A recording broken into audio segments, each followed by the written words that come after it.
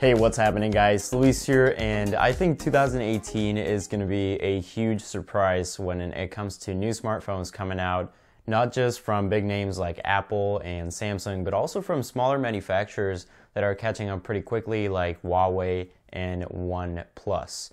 So in no specific order, here's a rundown on my personal picks for the top 5 upcoming smartphones coming out in 2018. So we have to talk about the Galaxy Note 9, which is going to be Samsung's next phablet project and probably one of the most successful releases of the year. So apparently there's a possibility of a new fingerprint scanner built into the actual screen, which is something that both Apple and Samsung have tried before but failed. Another ambitious feature would be a bendable display. I'm sure you guys have all heard about that, since we know that Samsung has been working on this for a very long time, and it might actually be ready to launch this year, but we'll have to wait and see until it actually comes out. So the Note 9 is going to be replacing the Note 8, and we're most likely going to be seeing it released at Samsung's event for the first time in August. So next up is the Huawei P20, and lately Huawei has been making a lot of progress for being a lesser recognized brand in the smartphone community.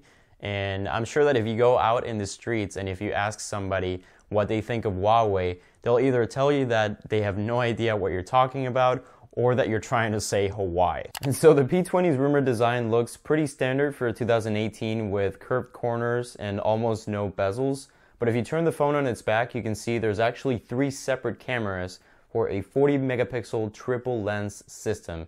That's right, there's actually 3 different cameras on the phone, and that's insane. I'm actually curious to see if they're going to be able to pull it off when they release it in late February. Obviously, the Galaxy S9 and S9 Plus from Samsung have been getting a lot of hype recently, and it's pretty clear that they're going to focus heavily on the camera and adding new features like HDR video and super slow motion video and new lenses and more. Another rumor also suggested that it'll come with a new face scanner that's going to compete against Face ID on the iPhone X, and both the S9 and the S9 Plus are going to be unveiled at Samsung's event on February 25th. So Google has been killing it lately with the Pixel 2 and Pixel 2 XL for having the best camera on any smartphone arguably, and I wouldn't be surprised if the Pixel 3 keeps up with that same trend. So there's supposedly 3 different codenames called Crosshatch, Albacore, and Blue Line, so there might be 3 different variations this year, and one of them is referencing to a budget model, kind of like the iPhone SE,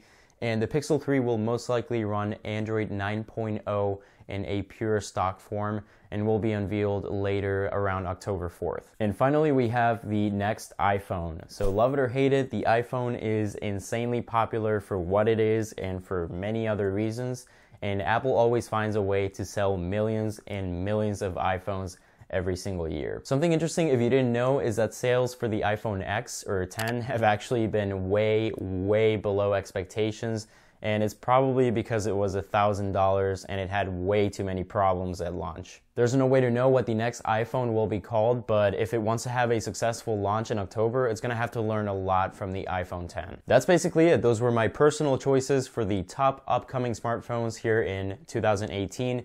If you enjoyed this video, make sure that you subscribe to Zaxper for future quality tech content, and I'll catch you guys on the next one.